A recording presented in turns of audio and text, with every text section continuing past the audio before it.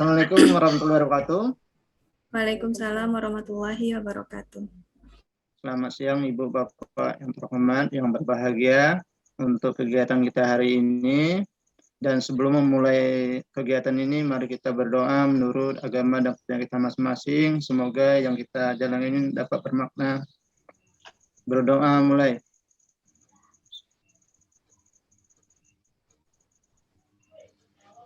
Berdoa selesai. Ya, oke. Untuk selanjutnya kami silakan Ibu Rida untuk memaparkan materinya. Oke, baiklah. Terima kasih kepada Pak Ripawan selaku moderator. Baiklah, langsung saja. Assalamualaikum warahmatullahi wabarakatuh. Waalaikumsalam. Selamat siang Bapak Ibu semua. Bagaimana kabarnya pada hari ini? Alhamdulillah dalam baik, Bu. Alhamdulillah dalam keadaan sehat semuanya. Ya, oke, baiklah Bapak Ibu semua, pada kesempatan kali ini saya akan memaparkan materi tentang asesmen diagnostik. Baiklah, ya sebelum saya memaparkan materi tentang asesmen diagnostik, apakah Bapak Ibu semua sudah tahu apa itu asesmen diagnostik? Secara umum sudah, Bu. Secara umum sudah. Apa itu Pak? Contohnya Pak? Di situ kan ada asesmen diagnostik, itu ada sistem penilaian itu. Sistem penilaian yang dilakukan di mana Pak? Di awal kah? Di tengah pembelajaran atau di akhir pembelajaran Pak? Di awal sama di akhir. Di awal pembelajaran. Oke. Baik, saya akan mempresentasikan medianya. Apakah sudah muncul Bapak Ibu? Belum, Bu. Oke, sudah, Bu. Sudah. Nah, tentang asesmen diagnostik. Baiklah, pada kesempatan kali ini, materi yang akan saya paparkan yaitu yang pertama, apa itu asesmen diagnostik, kemudian yang kedua yaitu jenis-jenis asesmen diagnostik. Nah, yang pertama, seperti yang saya tanyakan tadi, apakah Bapak Ibu pernah melaksanakan tes diagnostik di sekolahnya masing-masing?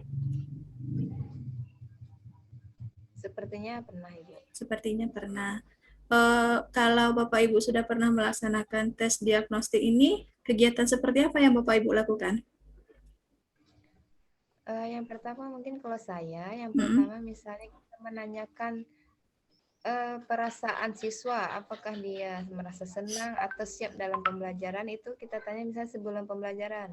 Oh, sebelum pembelajaran.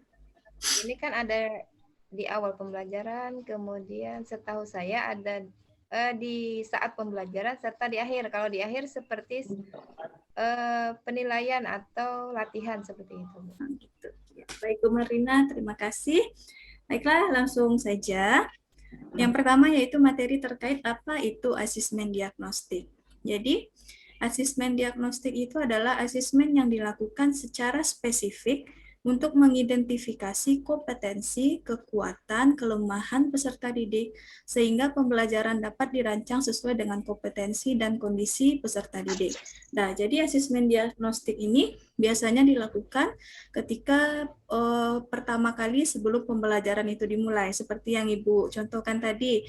Misalnya kita menanyakan bagaimana kabar anak-anak, bagaimana perasaannya, apakah sudah siap dalam mengikuti pembelajaran atau belum. Nah, itu adalah salah satu contoh asesmen diagnostik.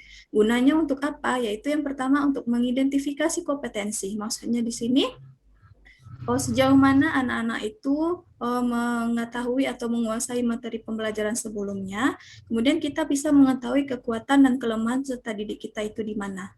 Jadi itu pengertian dari asesmen diagnostik.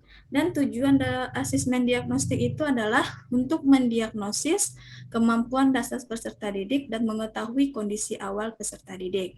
Nah, jadi asesmen diagnostik itu dia terbagi dua Bapak Ibu. Yang pertama yaitu non-kognitif dan yang kedua yaitu asesmen diagnostik kognitif. Yang non-kognitif ini yang tidak ada hubungannya dengan pengetahuan, tetapi bagaimana tentang peserta didik itu, Bu. Kemudian yang kognitif ini terkait dari pengetahuan dari peserta didik tersebut. Nah, di mana kegiatan asesmen diagnostik non-kognitif itu yang pertama, tujuannya yaitu untuk mengetahui kesejahteraan psikologi dan sosial emosi peserta didik. Seperti yang Bu Marina contohkan tadi, kita menanyakan bagaimana perasaannya hari ini, gitu kan. Jadi dari sini kalau perasaannya baik, maka secara otomatis proses pembelajaran bisa kita lanjutkan. Tetapi kalau anak tersebut, peserta didik tersebut dalam keadaan yang tidak baik, maka materi pembelajaran yang akan kita ajarkan itu mungkin saja tidak semuanya bisa masuk ke dalam pemahaman peserta didik kita tersebut. Kemudian mengetahui aktivitas selama di rumah. Nah, kan pada masa pandemi ini anak-anak kita atau peserta didik kita semua itu kan proses pembelajarannya dilaksanakan secara daring. Jadi selain dari pembelajaran daring yang dia laksanakan di rumah, jadi melalui non-kognitif ini kita bisa menggali apa saja kegiatan peserta didik kita tersebut, Bapak Ibu. Apakah selain belajar daring, dia membantu orang tuanya, atau membantu berjualan, membantu berkebun, gitu. Nah, kemudian yang ketiga, mengetahui kondisi keluarga.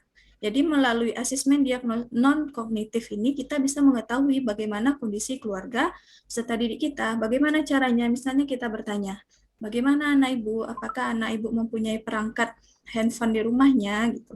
Jadi seandainya dia menjawab ya, berarti kondisi keluarganya itu berarti dalam keadaan ekonomi yang baik. Gitu. Kemudian mengetahui latar belakang pergaulan peserta didik.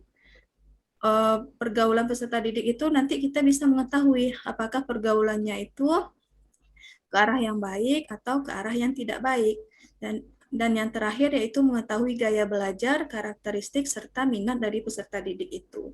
Kan setiap peserta didik itu memiliki gaya belajar yang berbeda-beda. Ada yang suka membaca, ada yang suka mendengarkan musik atau menonton video gitu. Jadi melalui asesmen non-diagnostik itu kita bisa mengetahui gaya belajar peserta didik, dan dari hasil asesmen non-diagnostik tersebut kita bisa menentukan bagaimana proses pembelajaran yang kita laksanakan terhadap peserta didik tersebut. Nah, jadi itu terkait dengan asesmen diagnostik non-kognitif. Sekarang saya masuk ke asesmen diagnostik yang kognitif. Jadi tujuannya di sini yang pertama, untuk mengidentifikasi capaian kompetensi peserta didik. Jadi ketika kita melaksanakan asesmen diagnostik yang kognitif ini, seperti kita ketahui kan pada program skala penggerak ini, kita melaksanakan pembelajaran itu berdasarkan fase-fase peserta didik, di mana untuk SMP ini fasenya itu adalah berada pada fase D. Jadi untuk kita mengetahui apakah materi pada fase A, B, dan C itu sudah diketahui peserta didik dengan baik itu, kita bisa melaksanakan asesmen diagnostik kognitif, yaitu untuk mengidentifikasi capaian kompetensi peserta didik. Kemudian yang kedua, menyesuaikan pembelajaran di kelas dengan kompetensi peserta didik. Nah, jadi setelah kita mengetahui misalnya peserta didik ini dia fase ABC-nya sudah pemahaman materinya sudah baik, jadi kita bisa melanjutkan ke fase D. Tetapi kalau dia di fase C-nya belum baik, maka kita mengulang lagi anak tersebut di fase C dan dia belum bisa melanjutkan ke fase D. Kemudian yang ketiga yaitu memberikan kelas remedial kepada peserta didik yang kemampuannya di bawah rata-rata. Jadi dari hasil asesmen tadi itu, seperti yang saya jelaskan tadi, kalau dia masih berada di fase C, berarti kita memberikan materi remedial, materi tentang fase C itu kepada peserta didik, sehingga nantinya dia bisa mengikuti pembelajaran yang di fase D. Baiklah, itu pembagian asesmen non-kognitif dan kognitif. Sejauh ini ada yang ingin dipertanyakan Bapak Ibu?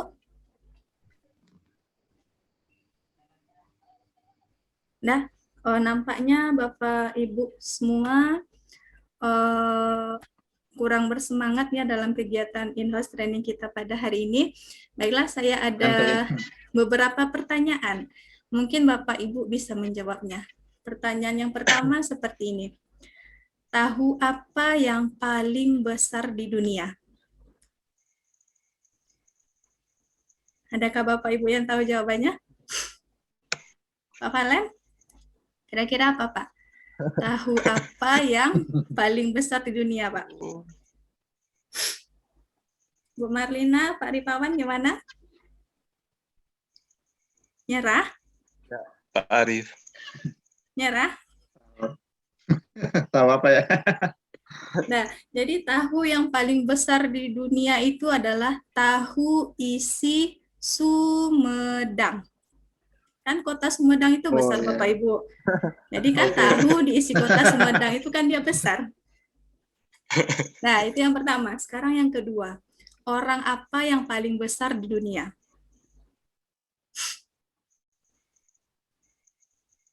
Orang. Ada yang tahu Bapak Ibu? Orang. Orang apa ya yang paling besar di dunia? Nyerah? Orang. Orang? Orang yang bisa menggapai langit, Bu. Orang yang bisa menggapai langit. Pak Palen? Bu Mar? Jadi orang yang paling besar di dunia itu adalah orang yang sedang makan tahu isi Sumedang. Kan tahunya besar. Berarti kan kalau tahunya besar berarti orang yang makannya juga besar kan? Nah, ini pertanyaan yang terakhir yang ketiga. Bapak Ibu pasti tahu jawabannya. Sepatu siapa yang paling besar di dunia? Berarti masih ada hubungan sama yang Iya. tadi ini. Sepatu Sepatu siapa? orang yang Ya bagus, Sepatu Bu. yang Berarti sepatu yang paling besar di dunia itu adalah sepatu Satu orang yang sedang orang makan yang makan tahu Sumedang. Sumedang. Gimana Bapak Ibu? Sudah sedikit rileks? Sudah, Bu. Oke, baiklah saya lanjutkan. Nah, sekarang kita masuk ke jenis-jenis asesmen diagnostik. Nah, tadi kan jenis-jenis asesmen diagnostik itu adalah kan ada dua. Yang pertama kan yang non kognitif dan yang pertama non kognitif, yang kedua yang kognitif. Ya, sekarang yang pertama yaitu asesmen diagnostik non kognitif. Bagaimana tahap pelaksanaannya? Nah, yang pertama itu yaitu ada 3 tahap. Yang pertama tahap persiapan, kemudian yang kedua tahap pelaksanaan, dan yang ketiga adalah tahap tindak lanjut. Di sini ada sedikit kata-kata yang saya garis bawahi, keterampilan bertanya dan membuat pertanyaan penting dalam asesmen ini. Jadi apa kaitannya nanti? Baiklah kita lanjut. Nah, sekarang kita masuk ke contoh kegiatan persiapan. Nah, yang pertama, siapkan alat bantu berupa gambar-gambar yang mewakili emosi peserta didik, misalnya ada gambar senyum, ada gambar sedih, ada gambar nangis, atau gambar lagi tertawa gitu. Jadi siapkan pertanyaan panduan seperti apakah yang sedang kamu rasakan saat ini gitu. Kemudian bagaimana perasaanmu saat ini gitu. Kemudian setelah kita menyiapkan itu, kita minta anak didik kita itu, peserta didik kita itu, misalnya bagaimana perasaanmu saat ini. Nanti suruh dia mengangkat apakah dia lagi sedih, apakah dia lagi senang, lagi biasa saja gitu. Jadi itu guna dari gambar-gambar emosi tadi. Kemudian yang kedua, setelah kita menyiapkan alat bantu berupa gambar-gambar tadi, bisa yang kedua kita buat daftar pertanyaan kunci mengenai aktivitas peserta didik tersebut. Contoh, apa saja kegiatanmu yang selama belajar di rumah? Apa hal yang paling menyenangkan dan tidak menyenangkan ketika belajar di rumah? Jadi, apa harapan Ananda semua dalam kegiatan pembelajaran yang kita laksanakan saat ini? Nah, dengan memberikan pertanyaan tersebut, jadi anak-anak didik kita itu merasa diajak, itu merasa terajak oleh kita untuk mengikuti kegiatan pembelajaran. Nah, kemudian terakhir, kita meminta peserta didik kita itu mengekspresikan perasaannya selama belajar di rumah. Di sini kita bisa memintanya melalui bercerita, apakah menulis atau menggambar, tergantung dari gaya belajar peserta didik tersebut. Jadi gitu Bapak Ibu, contoh pelaksanaan non-kognitif tersebut. Kemudian yang ketiga, contoh strateginya yang kita gunakan di sini yaitu strategi tanya jawab. Bagaimana strategi tanya jawab itu? Pertanyaannya jelas dan mudah dipahami, kemudian menyertakan acuan atau stimulasi informasi yang dapat membantu siswa menemukan jawabannya melalui pertanyaan-pertanyaan tadi, dan yang ketiga memberikan waktu peserta didik untuk berpikir sebelum menjawabnya. Gitu. Nah, setelah kita melaksanakan pelaksanaan, sekarang kita masuk ke tahapan yang ketiga, yaitu tindak lanjut.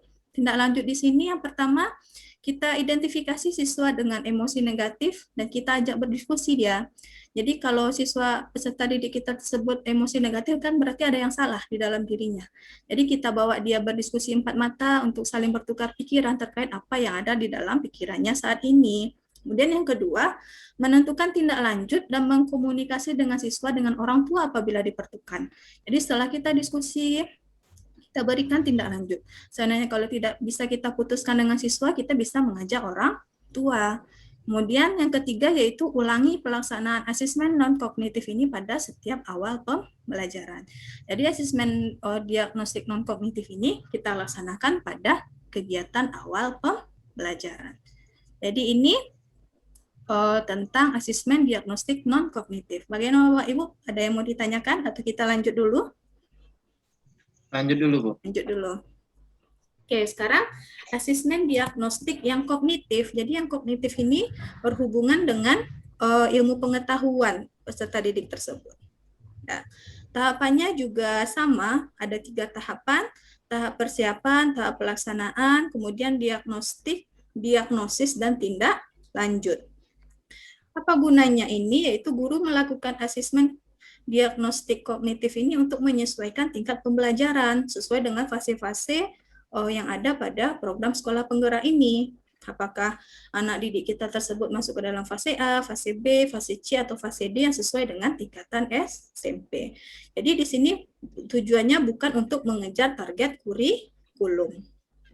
Nah, contoh kegiatan pelaksanaan dalam asesmen non-kognitif ini yang pertama, kita membuatkan jadwal pelaksanaan asesmen. Kemudian mengidentifikasi materi asesmen berdasarkan penyederhanaan kompetensi dasar yang disediakan oleh Kemendikbud kita. Kemudian kita susun pertanyaan sederhana. Bisa 2 pertanyaan terkait topik pembelajaran yang akan kita pelajari, 6 pertanyaan terkait 1 level di bawahnya, atau 2 pertanyaan terkait 2 level di bawahnya. Jadi dari sana kita bisa mengetahui sejauh mana capaian pembelajaran yang telah kita peserta didik tersebut kuasai. Apakah dia masih di fase A, atau dia sudah di fase B, atau dia sudah di fase C. Nah, kemudian contoh sekarang kegiatan tindak lanjutnya. Nah, setelah kita membuat soal, kita laksanakan asesmennya, dari sana kita bisa mendapatkan tindak lanjut.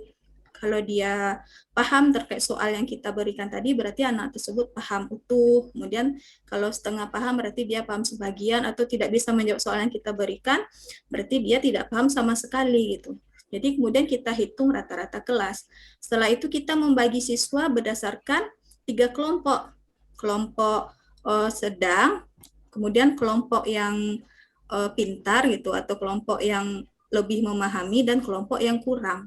Jadi berdasarkan pembagian kelompok itulah kita nanti melaksanakan pembelajaran. Jadi nanti ada 3 alur tujuan pembelajaran yang kita buat untuk kelompok yang rata-rata, untuk kelompok yang high, dan untuk kelompok yang low.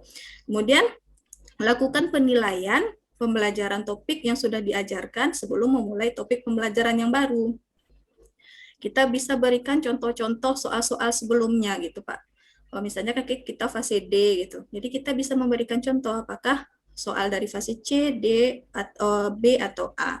Kemudian kita ulangi proses diagnostik ini untuk melakukan asesmen kognitif dengan bentuk dan strategi yang variatif. Jadi tidak hanya dalam bentuk soal pilihan ganda saja, bisa dalam bentuk soal cerita, bisa dalam bentuk soal esai gitu, sampai siswa mencapai tingkat kompetensi yang diharapkan.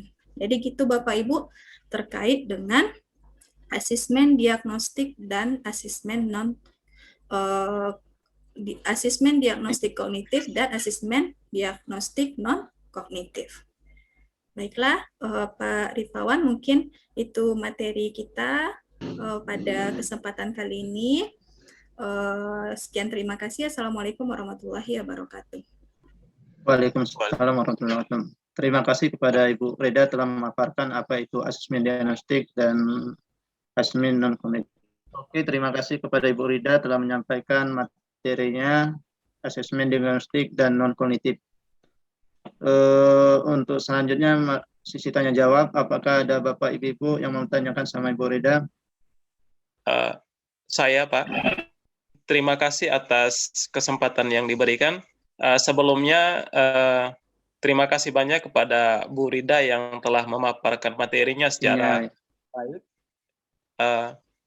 Yang saya tanyakan sedikit di sini, kebetulan kita sekarang berada di mata pelajaran informatika seperti itu. Yang saya tanyakan, bagaimana cara melakukan asesmen diagnostik kognitif pada mata pelajaran informatika seperti itu. Terima kasih. Silakan Ibu Reda. Ya, baiklah, terima kasih Pak Valet. Jadi bagaimana cara kita melaksanakan asesmen diagnostik yang kognitif dalam mata pelajaran informatika yang sedang kita ajari ini ya Pak? Iya, ya. Nah, contohnya seperti ini. Tadi kan dari asesmen diagnostik itu kan kita bisa mengetahui mana anak yang paham, mana anak yang paham sekali atau yang kurang paham gitu ya Pak. Nah, jadi cara melaksanakannya contohnya kita berikan soal anak-anak tersebut Pak, peserta didik kita tersebut. Contoh soal yang kita berikan, kita sediakan beberapa gambar perangkat keras komputer gitu Pak. Misalnya ada monitor, ada mouse, ada keyboard, ada hard disk, ada printer, ada prosesor gitu Pak. Nah, jadi setelah kita menyediakan gambar tadi, kita meminta anak didik kita tersebut mengelompokkan dari gambar-gambar tadi, mana yang masuk ke dalam kelompok perangkat input, mana yang masuk ke kelompok perangkat proses, dan mana yang masuk ke kelompok perangkat output. Jadi kan nanti anak-anak itu memasukkan gambarnya ke dalam kotak-kotak yang kita sediakan atau menuliskan, gitu Pak. Jadi dari sana kan kita bisa melihat kalau anak-anak tersebut bisa memasukkan gambar-gambar tersebut sesuai dengan perintahnya, ini input, ini proses, ini output, berarti kan anak-anak tersebut telah paham materi sebelumnya terkait dengan perangkat keras komputer itu, Pak. Mungkin ada sedikit kesalahan, misalnya keliru dia memasukkan satu, dia aturannya itu perangkat input, dia masukkan ke perangkat output, berarti kan anak itu paham sebagian ya, Pak. Mungkin untuk yang tidak paham sama sekali, anak-anak itu dia memasukkan salah semua atau cuma beberapa dari gambar tersebut yang betul dia masukkan kepada kelompoknya. Begitu Pak Valen. Oke, terima kasih Bu Reda. Gimana Pak Valen? Iya, terima kasih banyak. Oke, baiklah Pak Arif, saya minta sedikit waktunya. Untuk kegiatan selanjutnya pada IHT ini, jadi di sini kita ada ruang kolaborasi, di mana soalnya ada formnya telah saya kirimkan di grup WA kita. Jadi nanti silakan Bapak Ibu berdiskusi secara kelompok untuk mendiskusikan atau berdiskusi terkait form tentang asesmen perancangan asesmen diagnostik di sekolah tempat Bapak Ibu mengajar. Jadi nanti setelah ini kita berdiskusi untuk mendiskusikan ini. Untuk formnya nanti telah saya share di grup WA kita. Baiklah Bapak Ibu, terima kasih telah berdiskusi dengan baik di kelompoknya masing-masing. Baiklah Bapak Ibu, untuk kegiatan selanjutnya, di sini ada sedikit demonstrasi kontekstual. Jadi saya minta Bapak Ibu menyediakan satu kertas di mana satu sisi bagiannya ada tulisan B, atau gini aja daripada susah. Kalau betul berarti Bapak Ibu acungkan 1, kalau salah acungkan 2. Gimana Bapak Ibu? Ya, paham bisa. Bapak Ibu terkait instruksinya? Ya, paham. Nah, saya bacakan soalnya ya. Yang pertama, kegiatan pembelajaran yang sudah dirancang di awal bisa diubah menyesuaikan hasil rata-rata keseluruhan siswa setelah dilakukan asesmen diagnostik. Apakah betul atau salah Bapak Ibu? Silakan diangkat jarinya. 1, oke. Bagus ya Bapak Ibu, berarti paham dengan materinya. Jadi, misalnya kita sudah merancang materi nih. Tetapi setelah dilaksanakan asesmen diagnostik, jadi materi tersebut tidak sesuai dengan hasil dengan apa yang kita rencanakan, dengan hasil asesmen diagnostik yang kita dapat. Jadi kita bisa mengubahnya sesuai dengan kompetensi anak gitu. Oke, untuk kegiatan reflektif terbimbingnya, di sini saya menyediakan pertanyaan, silakan Bapak Ibu buat nanti, boleh di kertas atau boleh diketik di Microsoft Word. Yang pertama yaitu apa kesulitan yang Bapak Ibu hadapi dalam merancang asesmen diagnostik ini. Apakah ada kesulitan? Silakan Bapak Ibu buatkan. Kemudian bagaimana cara Bapak Ibu mengatasi kesulitan tersebut. Jadi untuk pengiriman tugas reflektif terbimbing ini, Bapak Ibu bisa mengirimkannya setelah Bapak Ibu buat di kertas ataupun diketik, nanti langsung dikirimkan ke email saya ya Bapak Ibu di sini. ridaekaputri@gmail.com. Oke Bapak Ibu. Paham ya Bapak Ibu? Ya, paham. Oke, baiklah. Terima kasih. Assalamualaikum warahmatullahi wabarakatuh. Waalaikumsalam warahmatullahi Warahmatullahi wabarakatuh. wabarakatuh. Setelah dari materi Ibu Rida sampaikan, apakah dari materi itu bisa kita ambil kesimpulannya? Pak Alen? Oke, baik.